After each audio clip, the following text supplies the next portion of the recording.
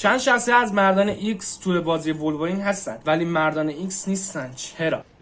سازنده ها اینو تایید کردن که جینگری یکی از اعضای مردان ایکس توی بازی حضور داره ولی بیشتر تمرکز بازی روی وولورینه و داستان روی لوگان تمرکز بیشتری داره تا اینکه تمام اعضای مردان ایکس رو بیارن. خود کارگردان اینو تایید کرده که میخواد روی لوگان تمرکز بیشتری داشته باشه و مردان ایکس داخل بازی نیست ولی جینگری و سیبرتوس توی بازی انگاری هستن. و اینم گفته که داستان برآیند واقعیت بنا شده که انسان‌ها از جهش یافته‌ها میترسن و عموم همچنان شناخته نیست با جهش یافته‌ها و با تبعیض زیادی روبرو میشن و به ویژه کسایی که این رو میدونن از سوی که افراد آگاه هستن، یعنی داستان میدونن که مردم از جهش یافته‌ها ترس دارن و قبولشون نمیکنن و مورد تبعیض قرار میگیرن جهش یافته‌ها. و با داستان بازی از دید شخصیت وولورین داستان قرار داره یا همون روند روایتش از دید شخصیت لوگانه. مردان ایکس توی بازی نیستن ولی جینگری و سیبرتوس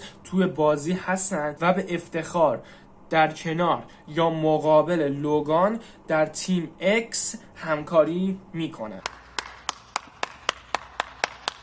و جینگری در بعضی جاها ممکنه مکمل ترین توانایی های شما بشه و باهاتون کارهای انجام بده. شخصیت های زیادی از مارول قرار وارد داستان بازی بشن،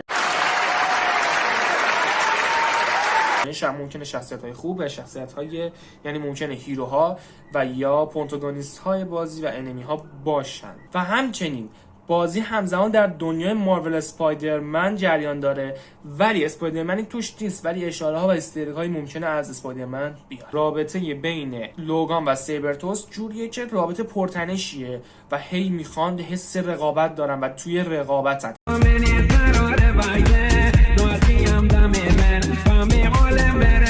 ممکنه دارین یک شکار مثلا یک شخص رو میگیرین یهو سیبرتوس بیاد اونو بگیره از شما و دستتون خارج کنه یا مزاحمت ایجاد کنه. همچین چیزی میشه گفت چون با هم زیاد خوب نیستن این دوتا.